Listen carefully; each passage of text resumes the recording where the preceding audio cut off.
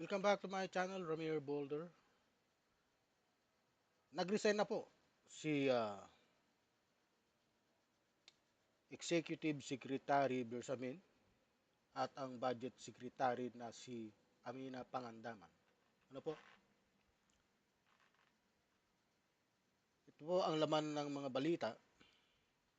Pakinggan po ninyo. Mayroong major shake-up sa gabinete ni PBBM. Ang detalye sa agenda report ni Ivy Reyes live mula sa Malacanang. Ivy, so who's in and who's out? Turina, kumpirmado na ang naunang ulat ng Billionaire News Channel na papalitan ng Pangulo ang kanyang Little President. Tinanggap na ni Finance Secretary Ralph Recto ang offer ng palasyo na umupo bilang Executive Secretary kapalit ni Lucas Bersamin.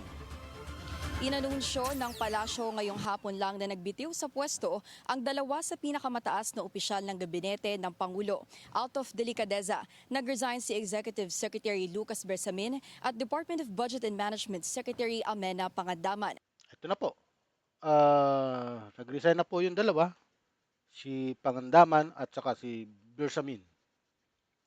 Ang pag-resign ni na Bersamin at Pangandaman ay inilarawang bilang courtesy resignation. Ano po? O voluntaryong paghihiwalay upang bigyang daan ang mga pagbabago sa sumusunod na tradisyon ng delikadesa sa politika ng Pilipinas upang maiwasan ang anumang salungatan o hinala ng paboritismo. Kasabay sa pagtatalaga kay Recto, hinirang din si Frederick Ong bilang bagong kalihim ng pananalapi upang punan ang bakante. Si Recto po ay papalit kay Bersamin at saka si Frederick Go ang papalit kay Amina Pangandaman. Ayan po ang latest. At hindi po sila pinagbitiw, kusa po silang nagbitiw out of delikadesa. Sapagkat sumabit po ang kanilang mga pangalan, binanggit po yan ni Zaldi Ko na sira ang ulo. Kung ano-anong binibintang, hindi niya naman kayang patunayan. Kung talagang totoo ang mga binibintang ni Zaldi Ko, maglabas siya ng mga ebidensya at panumpahan niya ang kanyang sinasabi. Na po, okay. Paglilinaw ng Malacanang, voluntaryong nag-resign ang dalawa para mas maging maayos umano ang investigasyon sa flood control scandal na ito.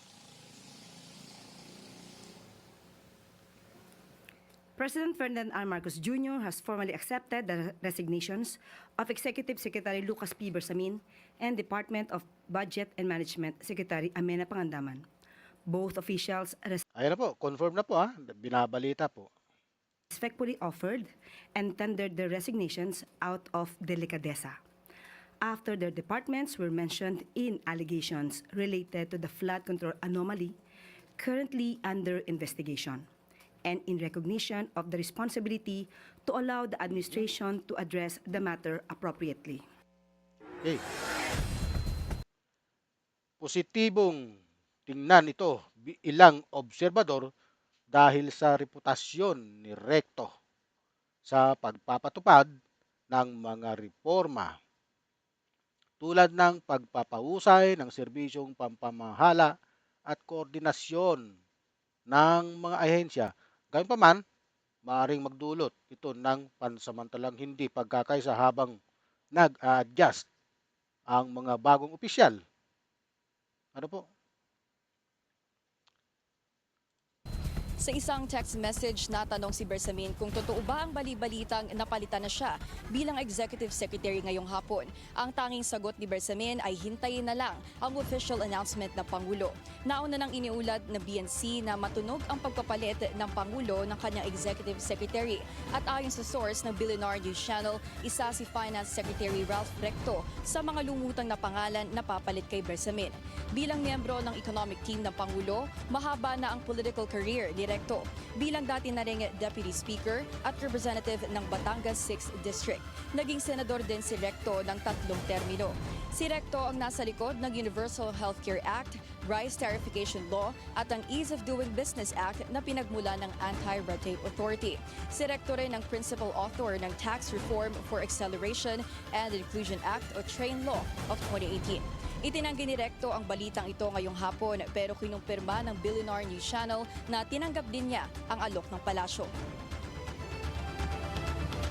I hear talks from you guys. Should there be an offer, will you accept it po as ES? There is no offer, there's nothing to accept. So you remain as DOF? I remain as DOF. I'm here, Secretary of DOF. Then I talk, sir, not necessarily kay ES Bersamin, sir, cabinet revamp. I'm not aware of any yet.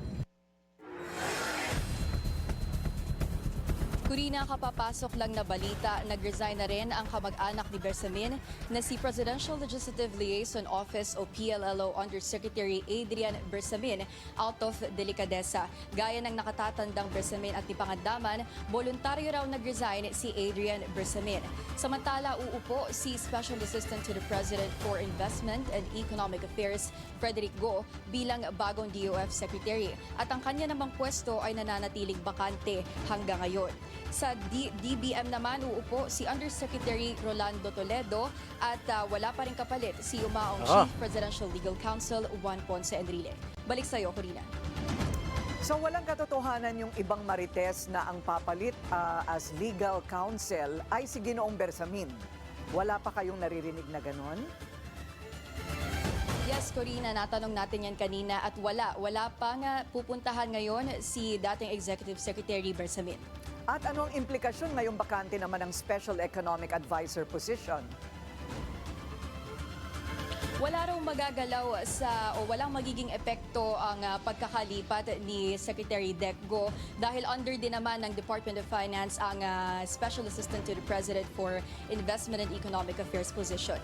Okay, so ngayon na sila ay private individuals. Ano? Does that afford them the privilege to evade investigation o kasama pa rin sila sa mga investigasyon?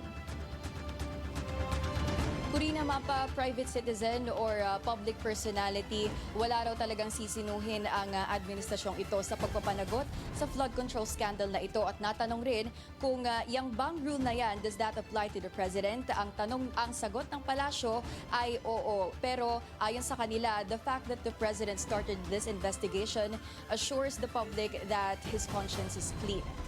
Ayun, okay. So that answers my next question na dahil nabanggit din si Pangulo ni Ginoong Saldico, siya rin ba ay bababa? Pero palagay ko depende kung gaano kalalim ang sinasabi na pagkakadawit sa mga kung ano-anong proyekto at ano-anong anomalya. Siya lang siguro makakasagot. Nagsalita na ba si Pangulo tungkol dito? Sa ngayon, tanging si Undersecretary and Palace Press Officer Claire Castro palagi nakakapanayam ng Malacanang Press Corps tungkol dito sa pinaka-latest at pinakamalaking cabinet shake-up ng kanyang administrasyon. Okay, maraming salamat. Ivy Reyes.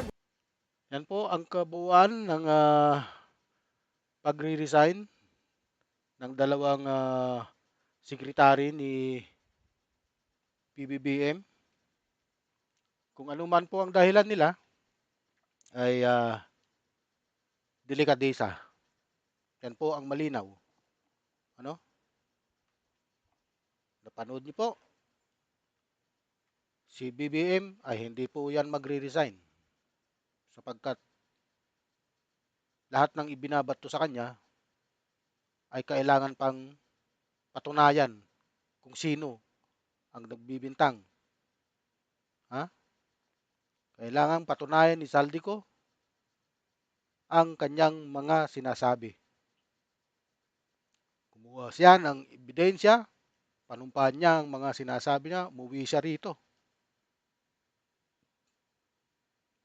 Upang mabalidate lahat ng mga sinasabi niya sa loob ng investigasyon ng Senado at hindi sa social media. Okay.